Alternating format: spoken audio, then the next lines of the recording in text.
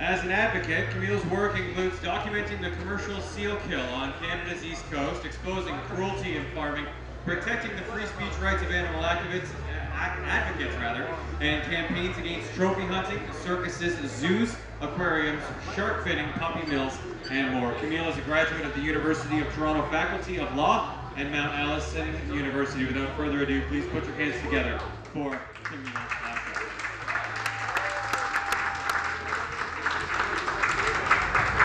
Hello, good afternoon. Good to see so many of you here today. I'm thrilled to be here because I was actually born in Calgary and I lived here till I was 4. My dad's still here, so I'm back often enough. And just having watched the last decade or so, the veg scene rise in Calgary and the animal rights scene just continue to get bigger and bigger. It's really inspiring and exciting. So I'm so happy to be here with you folks today. So I'm not going to throw a bunch of legal lingo at you today. It's not going to be that kind of talk. What I hope to accomplish today is to give you some practical information about the state of the law in Canada for animals. And disclaimer, it's going to probably depress you a little bit because it's not a great situation right now. They have very few legal protections. The situation is not good. But I'm going to try to lift you back up again by the end by giving you some practical tips about things that you can do to help improve the situation. Because if animals just waited on the lawyers to make change, they'd be waiting for centuries. But we can all play a role in making the laws better, starting today. So, just a little bit of background on me. I grew up in PEI after moving to PEI from Calgary, and one of my very first memories of caring about animals was seeing images of the commercial seal slaughter on Canada's east coast. And I just couldn't understand how anyone could bash in the head of a baby seal and think that's an acceptable thing to do.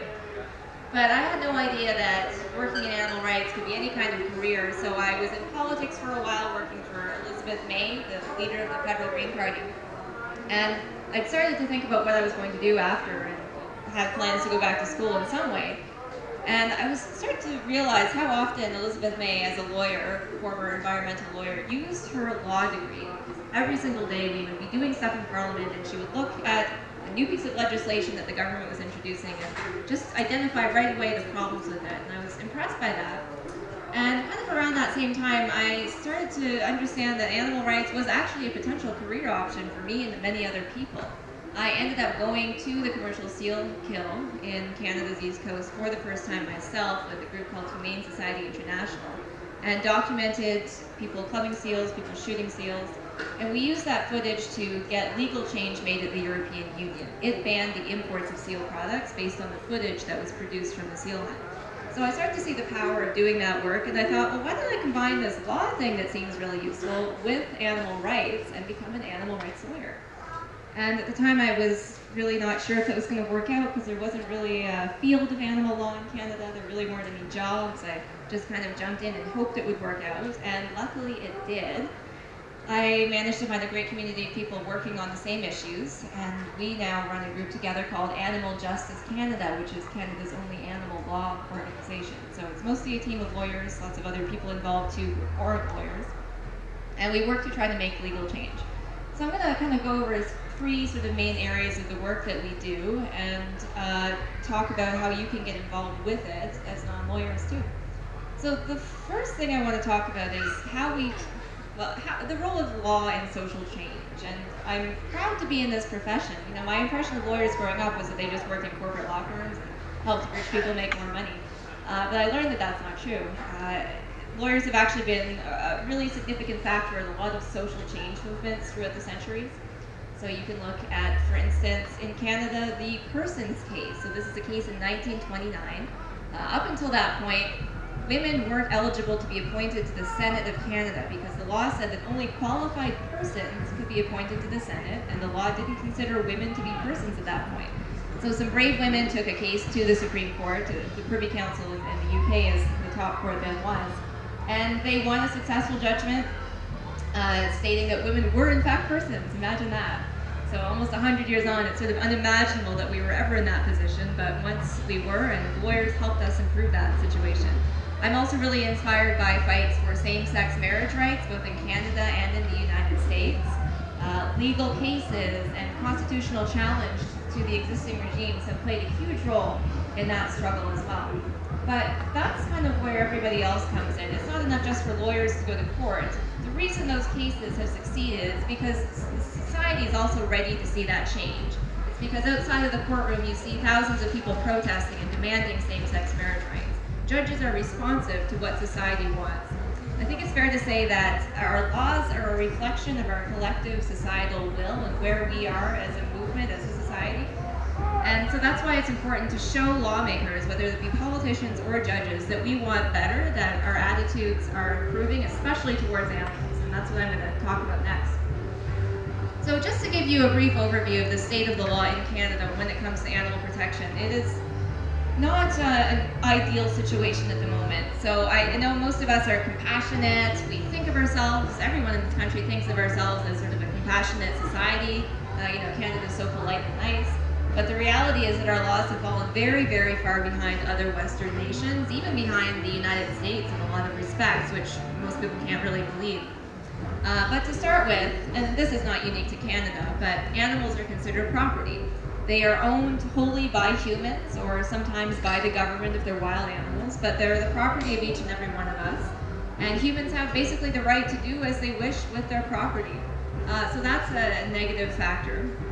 I would say that another issue is animals don't have standing to go to court on their own. Because they're considered property, people own them, and they can't just seek a legal remedy if they're being abused. They have to rely on somebody to come along and lay charges, which, as we'll talk about, often doesn't happen. So they can't go to court, and that's a real impediment to their protection as well. Now, when you look at what we actually have on the books in terms of laws in Canada for animals, the situation is similarly dismal.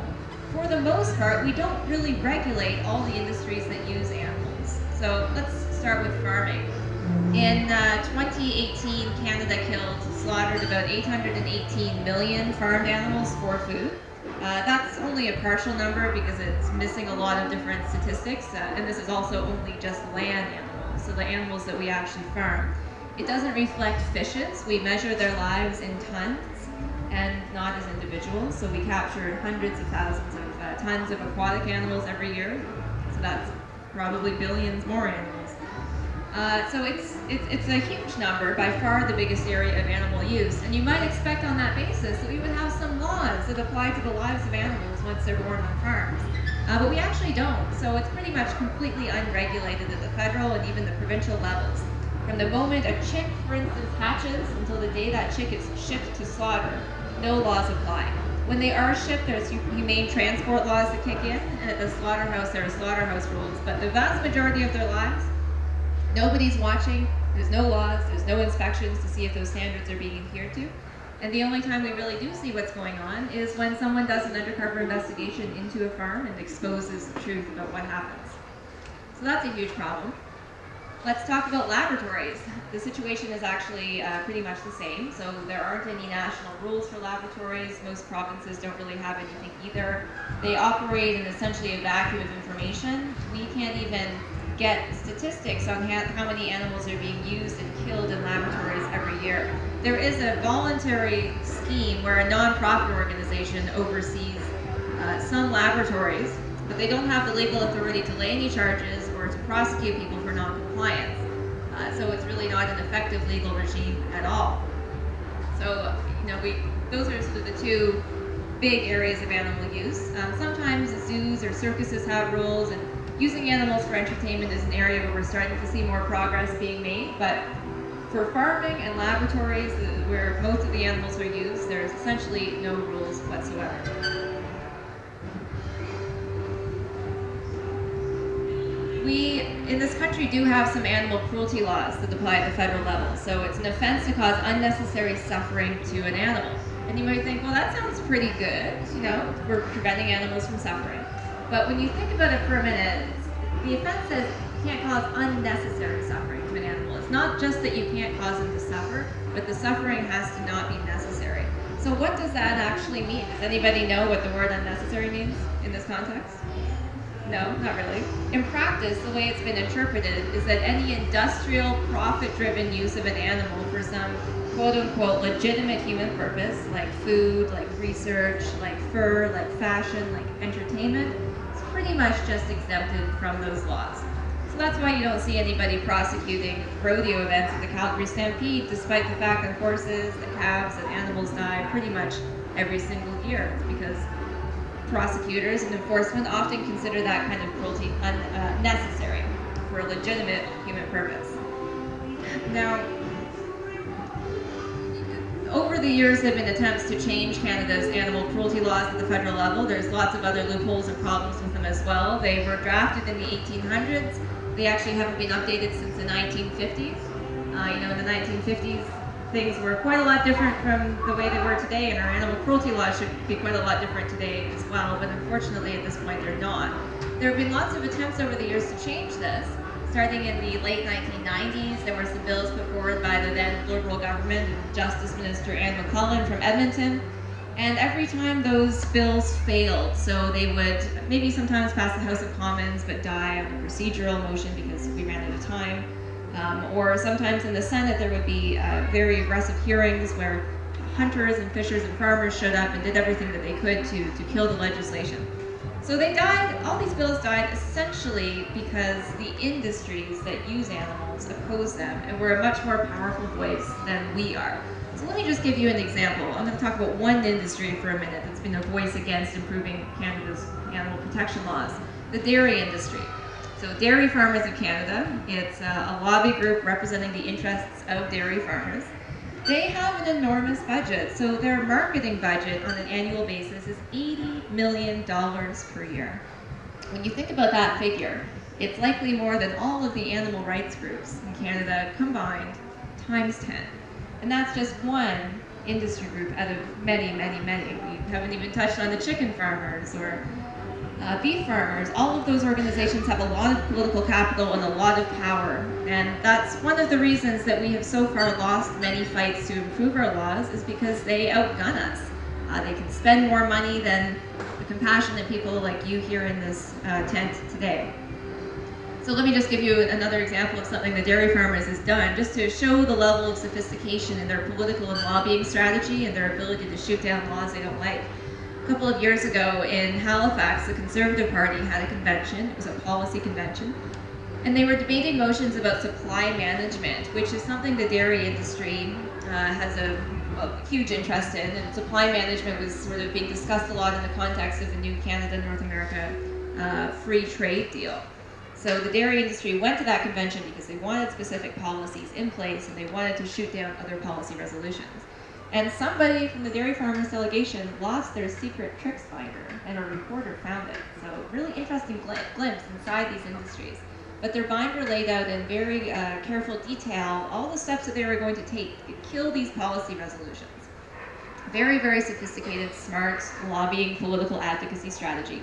They also hosted at least 2 receptions at that event where members of parliament, senators, political staffers went.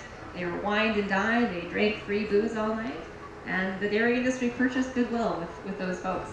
So that's what they're able to do with their $80 million marketing budget and other monies that they devote to this as well. Another thing that they were able to do, just the dairy industry, is run transit ads across the country multiple times. They've done this, different types of transit ads. One particular set of ads in the summer of 2016, they partnered with health charities. So the Dairy Farmers of Canada and groups like the Heart and Stroke Foundation, groups like the Colorectal Cancer Foundation, and I think the other one was an osteoporosis charity. And they ran these bus ads on the sides of buses and in transit shelters, telling Canadians to drink enough milk to avoid getting these diseases that are actually linked to the consumption of dairy. So this is another thing that all of that money purchases them, is the advertising power that they use.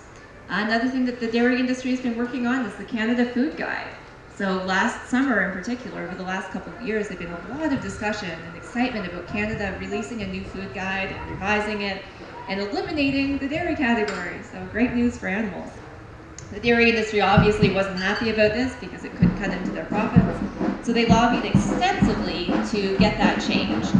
Health Canada, which is in charge of the food guide, actually wasn't even accepting meetings from the dairy industry because they said, this isn't about industries, this is about Canadians' health. Very appropriately, you might think. So dairy industry went to Agriculture Canada and got Agriculture Canada to lobby Health Canada on their behalf.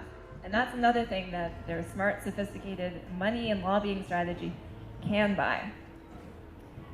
So I'm going to leave aside for a moment sort of the idea of how bad our laws are and the power of the industries that keep them that way, and move on to another area which is problematic for animals, which is that when laws do exist, they're often seldom or very poorly enforced. So let me give you a good example of this. I said a minute ago that farming in Canada is largely unregulated except when animals are shipped to slaughter and at the slaughterhouse. When they're being transported to slaughter, I mean, how many of you have ever seen a transport truck on the highway full of pigs or cows going to slaughter, right? We see them all the time. It is one of the very few opportunities that we as citizens have to review the conditions that animals are kept in. And if we see illegal conditions, we can make a complaint. So that's great, and people complain all the time now to the Canadian Food Inspection Agency, which oversees these types of transports. But oftentimes, simply nothing happens.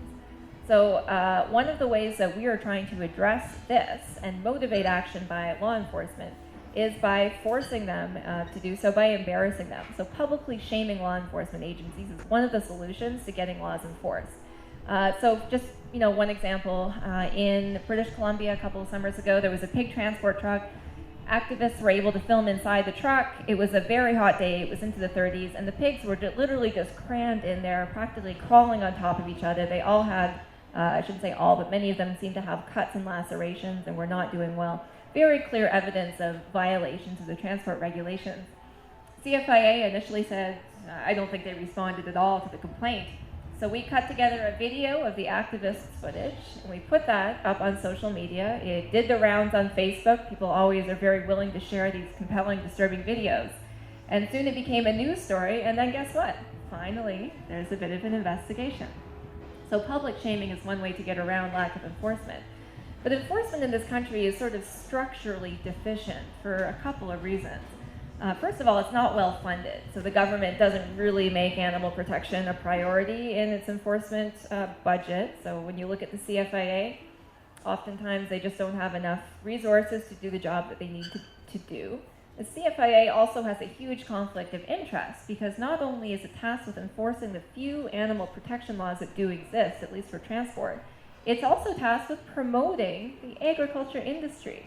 It goes on the international stage and tries to sell more Canadian agriculture products.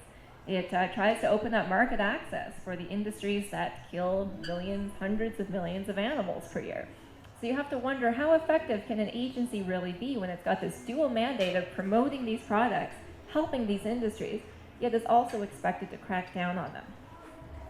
Another problem in an area we're starting to see movement is that for the most part, unless there are some specific regulatory agencies involved, like for farming, most general animal cruelty cases, so if somebody kicks a dog or if somebody is alleged to have abused an animal at a rodeo, those calls go to SPCAs and humane societies, which barely receive government funding at all. They're not government agencies, they are private charities. And they're expected to fundraise, to solicit donations from all of us here today to pay for the work that they do. And I can tell you, in no other area of law enforcement in this country do agencies have to fundraise from the public to support their work. Every other area, you see governments giving millions, sometimes billions of dollars. I live in Ontario, and the Ontario SPCA has actually just recently said it's going to get out of the enforcement business because it sees this as a huge problem. It sees the government using its existence as a scapegoat to avoid doing a better job. In Ontario, there's more TTC, Toronto Transit Commission, fare inspectors than there are OSPCA agents in the province. So we have huge barriers with enforcement too. Another area, I talked earlier about standing and this idea that animals can't go to court on their own to seek legal relief if they have issues and their rights are being violated. But one thing that we try to do as animal justice is go to court and speak on their behalves when appropriate. So we try to give them access to justice in the same way that all of us do when our rights are being violated. So we intervene in high-profile cases. For instance, we recently went to the Supreme Court over a case involving, unfortunately, the sexual abuse of animals, and intervened there. And the court actually had great things to say about our participation in it and the importance of protecting animals in a modern society. So we're starting to see judges being forced to take these issues seriously and increasingly thinking about this paradox in the law where we say we protect animals, but it doesn't really pan out that way in reality.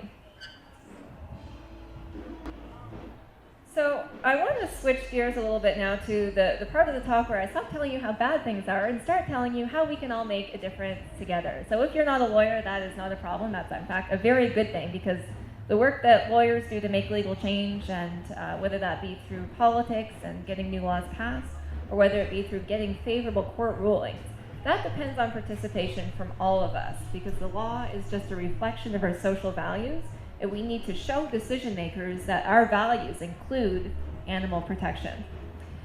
So remember the dairy farmers of Canada who have all this money and very sophisticated lobbying political strategy? As much as I am bothered by them, I actually admire them incredibly for their sophistication and the effort that they put into it. And what I want the most is to see us become just like the dairy farmers and beat them at their own game. As animal activists, we have to start using those corridors of power. We have to start using those mechanisms that the industries already exploit to get what we want, which is better laws for animals. So how do you do this? All right, question. Who's ever met with their member of parliament? Okay, a couple hands, that's good. How about your MLA? Okay, even more, city councilor? Great, okay. So these people all have the ability in some capacity to make legal change for animals. And one thing that the dairy industry, just as an example, has done very effectively is build those relationships. So, just a funny story. My mother ran for the Green Party in the province of Prince Edward Island as a federal candidate. I think this was in 2004 when she first ran. So Green Party, PEI, they're doing really well these days, but 15 years ago they weren't. She was a no-hope candidate. But the dairy farmers still wanted to meet with her. They were calling her. They're like, oh, let's sit down. We want to talk about supply management. So they go to the trouble of lobbying even the most minor of candidates in an election, because they're leaving no stone unturned and want to make sure that their position is out there any chance they get. And that's exactly what we need to do. So the way we start doing that is building a relationship with our legislators. We need to all start regularly meeting with our members of parliament, or MLAs, or city councilors, and building that relationship. It can really pay off, and I'll give you some examples in a few minutes about why this can pay off, but let's talk about, first of all, how you build that relationship. So the first thing you can do is very, very, very easy. You can email them. You can write to them about an issue you care about. I'm going to give you examples in a few minutes. And their staff tracks those emails. They're well aware of what people are contacting them about, and they do try to be responsive to the needs of their citizens. Oftentimes because they care, but even if they don't care, for self-interested reasons. So that's okay. Use it if you've got that tool.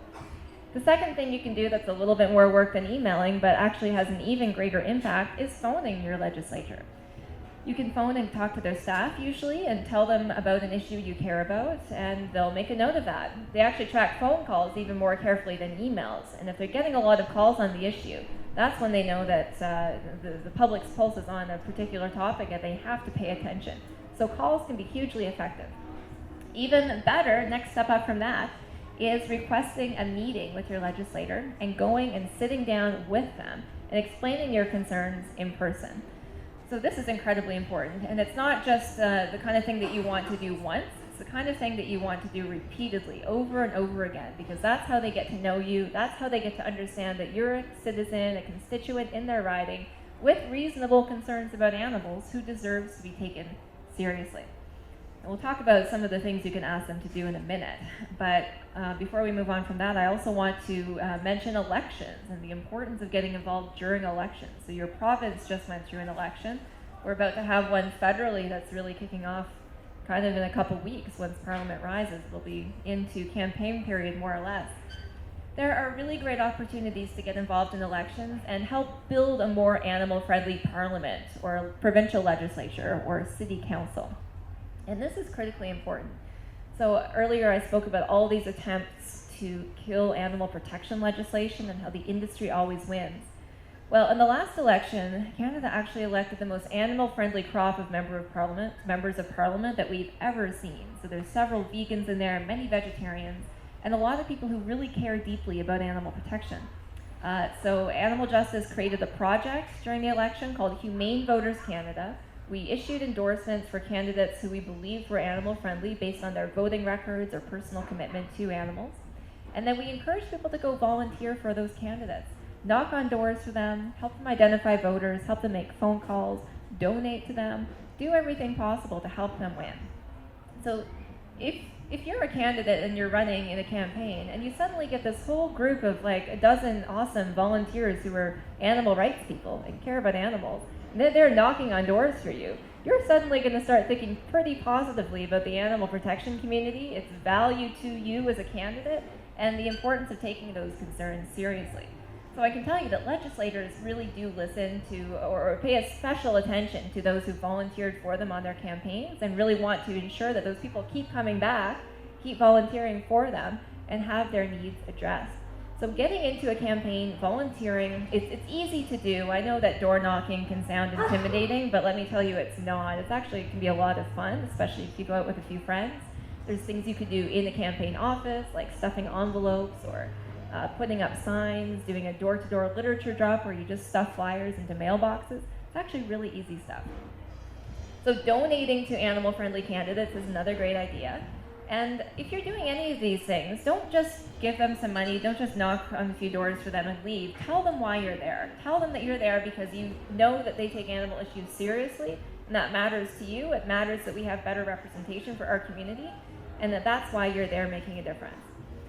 And I also would say that you should think about running for office yourself. Don't dismiss that idea as something that, oh, I could never do that, it's too difficult, because we urgently need not just animal-friendly candidates, but vegetarian and vegan legislators. It makes a huge difference. So in the last parliament, I mentioned a minute ago the crop of all these animal-friendly MPs that were elected. One of those, his name is Nathaniel Erskine Smith. He's a Liberal in Toronto. And he lucked out. He got elected, great guy, he happens to be vegan. He drew really high on the lottery that puts the order out there for when MPs get to put legislation forward. There's 338 MPs, so they can't all go at once. But he got slot number 16, so we got to put a bill forward pretty quickly. And based on the concerns he had heard from his constituents and his own personal commitment to animal protection, he said, I'm going to put forward an animal cruelty bill. So he did. I'll skip some of the details because it's a long story, but it was voted down, again, because of the issues I told you about where the industry lobbies against the bill. But it kicked off a much broader conversation. And what we've seen since then is incredible movement, finally, for animals in this parliament. So it shows the value of having animal-friendly MPs who get our concerns. So on Monday, last Monday, huge legal victory. Does anyone know what I'm talking about in parliament? Canada banned keeping whales and dolphins in captivity. It was not an easy fight. The bill was proposed by a senator right after the last election, passed on Monday. This is almost the last week of Parliament, so it took the full period. And the aquarium industry, Vancouver Aquarium and Marineland, fought this so hard every step of the way. And they had conservative allies in the Senate who did everything they could to obstruct this bill and try to quietly kill it through procedural roadblocks. But we knew all along that members of Parliament supported this, that it had the numbers to pass, and that it just needed to get to a vote. But going back to this theme of the power of citizens and the power of all of you, I can tell you categorically this bill never would have passed, never in a million years, if not for the huge uprising of support for it. So every time we thought that senators were going to quietly kill the bill in a committee, every time we worried that it might get amended and would then die, you rose up and made thousands and thousands of phone calls, sent hundreds of thousands of emails to legislators. The Senate email server actually crashed twice because of all of these emails. So you can bet that if senators weren't aware of the issue before, they were after that. So there's no doubt in my mind that this legislation never would have passed without all of that activism. And now, on Monday, when this bill passed, it was the first real animal protection legislation ever passed in Parliament. All we've had to date are animal cruelty laws that are just penal in nature and punish people for stuff that already happened. But the whale and dolphin ban prevents animals from suffering in the first place, and it's finally putting Canada onto the international leadership sphere in at least one issue. So incredible news. On Thursday, I testified in the Senate committee about a bill to outlaw all sexual abuse of animals. This goes back to the Supreme Court case we did that I mentioned to you. And that bill is probably going to pass on Monday or Tuesday as well. There's also a bill to ban shark finning in Canada, as well as imports of shark fin into the country. We're actually the largest importer of shark fin products outside of Asia. Shocking to people. Most of the western seaboard of the United States has already banned shark finning and shark fin imports, so a lot of it has come to Canada. And there's some evidence that we're even sort of a processing, routing center where we ship it out to other countries. And 70 million sharks per year, on estimate, are killed through this cruel process. Their fins are hacked off, they're thrown back into the water to die very slow, painful deaths. So again, huge progress for animals. And that was something that had broad support as well. It never would have gotten to this stage if not for people. There's actually a huge risk that it was just going to die. It was a private member's bill first proposed by the Senate. And what ended up happening is the government, and we've got to give them huge props for this, so please call your MP and tell them thank you for this, especially if you have a Liberal MP. But the government saw that it was likely going to die because we were just running out of time to get this bill passed. And it actually incorporated the ban into another piece of legislation that it was putting forward. So it got that happening. So this shows the power of citizen advocacy, and I encourage you all to meet with your MPs regularly. So it's easy to do. You just have to call their office. The best thing to do is choose a week for a meeting when they're actually in your town. They're in Parliament when Parliament's sitting and back home when it's not, or sometimes they're around on weekends.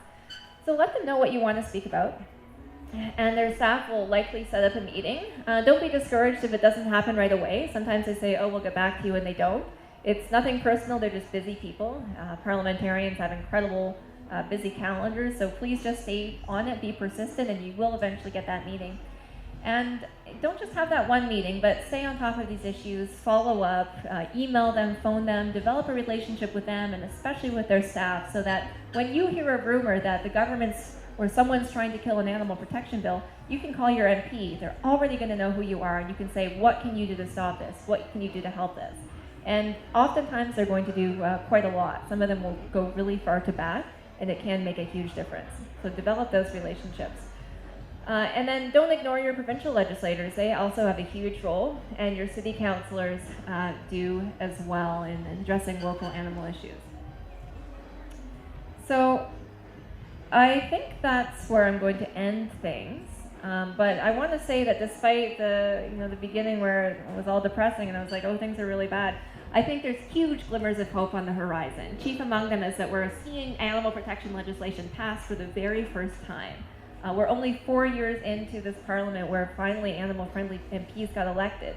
We have a huge opportunity in the next election to get even more vegetarians, even more vegans, even more animal-friendly MPs in there to make an even bigger difference.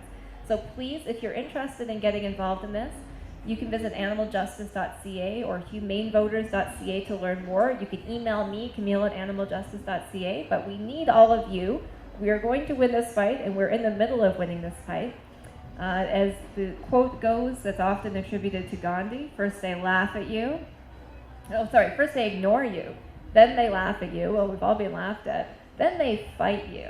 And that's solidly the phase we're in right now. The industries know that we're starting to win victories, and they're terrified. That's why we saw such opposition to the whale bill from the aquariums. And then the last stage is then you win. We're starting to win. So let's just keep that momentum going and win even better laws. Thank you.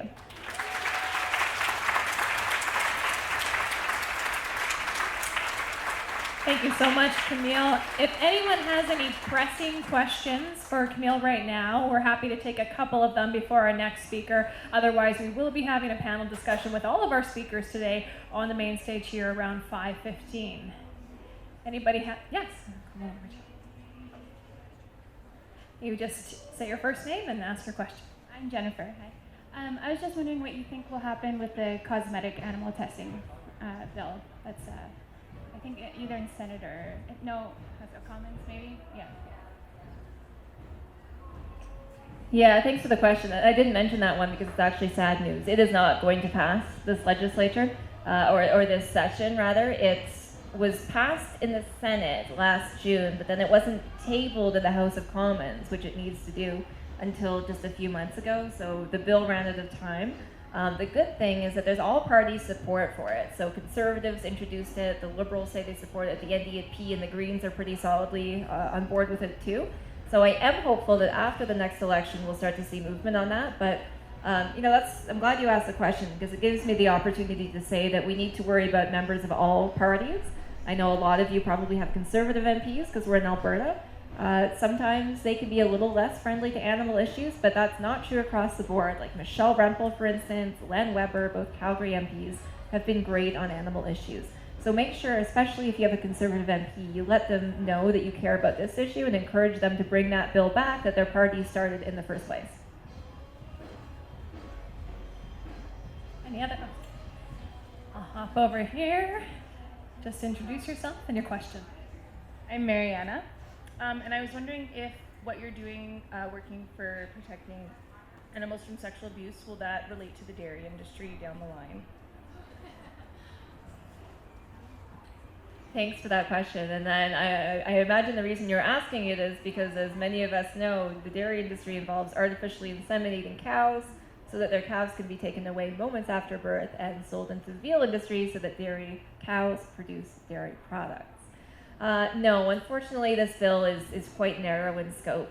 It was interesting because the agriculture industry was consulted very extensively during this bill because the government didn't want them to think that there was any hint of the activists coming after their industry and tackling artificial insemination rules for any reason. So unfortunately, the bill is still pretty narrow in scope. That's beyond what this bill is able to accomplish, but still a very worthwhile issue to raise awareness about, because I think that when you tell the public that this is how calves are born in this modern world and that they're taken from their mothers moments after birth, it's really compelling. So not a surprise that the dairy industry doesn't want that to get out. Time for one more question. One more. Here. Just introduce yourself and a question. Hi, I'm Annie. I have a question, what do you think about the direct action people that do kind of intense activism whereby, it gets filmed and stuff, and I know a lot of those people have to go to jail for it, but what can, people that don't want to go to that level, take from that, I guess?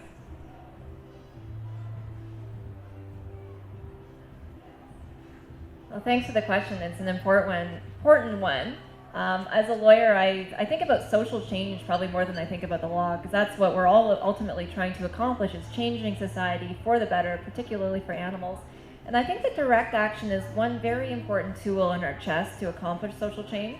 It's if you ask DXC, what they would say their goal is disrupt the normal, disrupt the conversation so that there's room to start talking about other issues that most people have never really conceived of. So, you probably saw the action in British Columbia a few weeks ago, Meet the Victim. So if you're not familiar with it, I think about 30 activists went into a farm and occupied a pig farm. The pig farm had been exposed on hidden camera video for some really horrific practices and abuse, and the SPCA was investigating them. So there were many activists inside who chained themselves and occupied the farm, and many outside who protested, and I thought it was incredibly powerful and effective. I think that when you start to see people putting their liberty on the line for issues they care about, the public starts paying attention. They think, why is it so important to someone that they would go to jail for this cause? And they start to consider the issues behind what's causing that. I also think another powerful aspect of going onto farms, for instance, is showing the public that one of the reasons activists have to do this is because nobody else is watching. There's no inspectors, there's no laws that can be applied if there were inspectors. So the only recourse is activism. So that's great too. But to answer your question about what you can do if you don't want to get arrested, the nice thing about this movement is that there's room for everybody, no matter your skill set, no matter your level of comfort with direct action and with civil disobedience. I think one of the things you can do is, well, obviously there's protests that don't involve potential risk of arrest. But I think, and what I'm encouraging everybody here to do, is get politically active. I think that's one way that you can make a real impact that our community so far has been a little slower to catch on to as a strategy. It's great that we're all protesting in the streets. It's great that we're shutting down farms for the afternoon, but legislators probably aren't going to pay much attention to that until it starts to hit them closer to home. until they're being lobbied, until their constituents are saying, until people on the doorsteps are saying, you need to address X. Thank you very much. Round of applause.